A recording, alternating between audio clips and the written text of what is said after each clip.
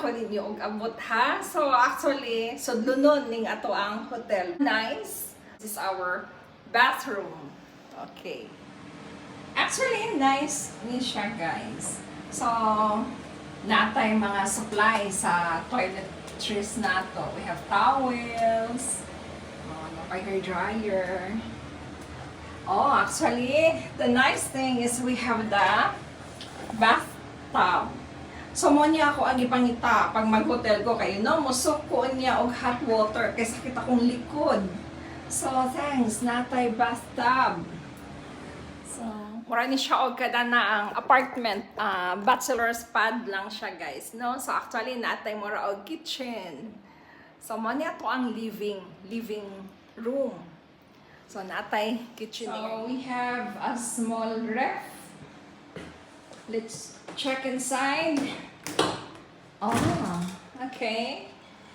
Inside, they've got water and soft drinks.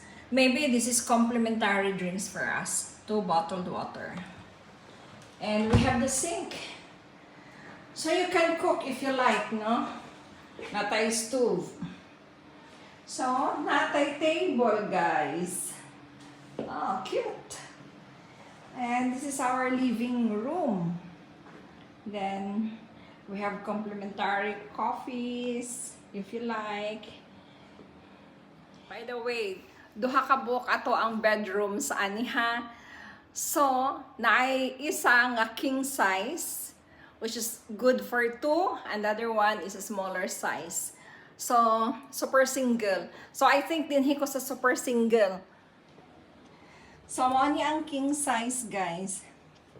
So, mo ni ang king size.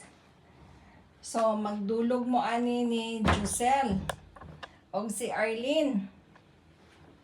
So, this is the king size room. And then, sa ako so, this is the super single type.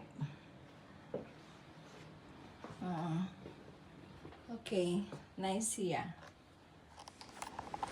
So, dayon, kita na lang ta. Unya, ha? Kadlawan pa man mo maabot, sir. So, mauna na ko ninyo og tulog, ani. Actually, layo ra ba ni ato ang hotel from the airport. More than 30 minutes. Tapos, jam pag yung kaayo. So, see you guys. Bye-bye.